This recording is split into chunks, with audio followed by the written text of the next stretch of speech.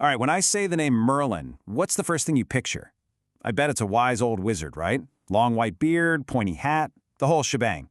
Well, let's get into it, because the Merlin we all think we know, that's maybe only half the story. Yeah, this is the guy we all recognize. He's the ultimate sorcerer, King Arthur's most trusted advisor, the mastermind behind the Knights of the Round Table. He's basically the poster child for wisdom and good guy magic, the architect of a golden age. But that shiny, polished image, it's hiding a much, much darker and way more complicated origin story. You heard that right. The greatest wizard in all of Western literature wasn't just born with magic, he was born from a demonic plot, a plan straight out of the underworld to literally create the Antichrist. And that right there is where our real story actually begins. To really wrap your head around Merlin, you have to start with this wild paradox at the very core of his legend. It's the story of the holy devil's son, a being designed for pure evil, but redeemed by one single powerful act of grace. The plan was as simple as it was terrifying. An incubus, that's a demon from the shadows, was sent to impregnate a good, virtuous human woman. And the goal?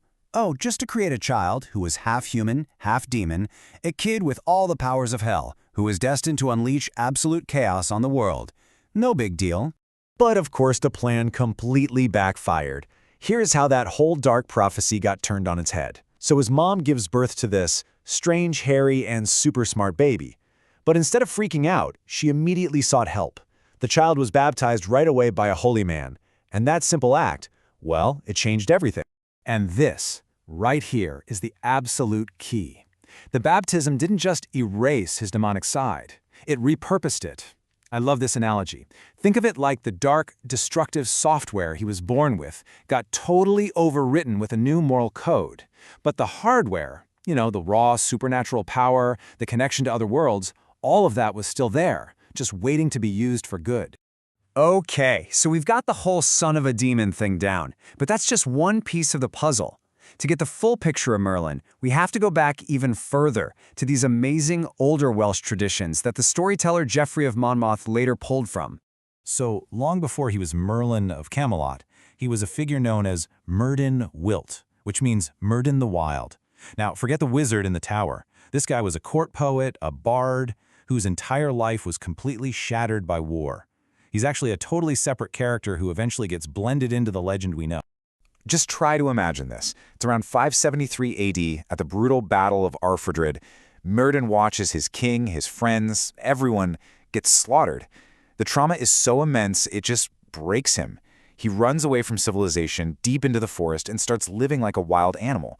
But it's in that madness, in all that suffering and his connection to the raw wild, that he gets a totally new kind of power, the gift of prophecy. This magic wasn't born from demons. It was born from the earth and from sorrow.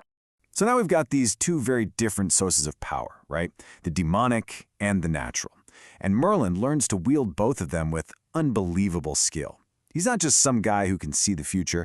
He's a master of the physical world, too. He's just as much an engineer as he is an enchanter. This lays it out perfectly. On the one hand, you've got the prophet, the mystic, who can see the future playing out. But on the other hand, you've got the engineer, the guy who, according to the legends, used his incredible knowledge of engineering magic to physically move the massive stones of Stonehenge all the way from Ireland to where they stand today. I mean, just think about that. And this famous prophecy? This was his big debut on the world stage. So King Vortigern is trying to build a fortress, but the tower keeps collapsing. His advisors tell him he needs to make a human sacrifice, a boy with no father. Well, guess who that is? Merlin. But instead of being a victim, Merlin flips the script. He tells them the real problem is what's underneath the tower. And deep in a hidden pool, at a spot in Snowdonia you can actually still visit, are two dragons, a red one for the Britons and a white one for the invading Saxons, locked in an epic battle. In that single moment, he goes from being this feared demon child to the prophet for an entire nation. So when you start putting all these different pieces together, the demon blood, the wild man's grief, the mastery of both magic and mechanics, you don't end up with a simple, kindly old wizard. You get something so much more complex and, frankly, so much more modern. This really breaks down what he represents. I mean, think about it. The incubus father, It's not just a cool story detail. It stands for that raw, untamed, sometimes dangerous potential inside all of us.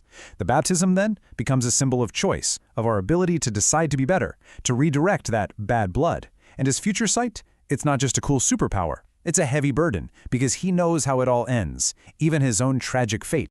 And here's the bottom line. Merlin's real power isn't just waving a wand. It's his constant, conscious choice to fight against his own dark nature. He isn't good because he was born that way. He's good because he chooses to be, every single day. This is a person with the potential for unimaginable evil literally hardwired into his DNA, and yet he becomes the architect of Camelot's greatest triumphs. So this ancient legend really leaves us with a pretty modern question, doesn't it? If a character who is literally born to be the Antichrist can choose to become a force for good, what does that say about what it means to be a hero today? Maybe the real heroes aren't the ones who are just born pure, but the ones who, like Merlin, have to wrestle with their own darkness and choose the light again and again.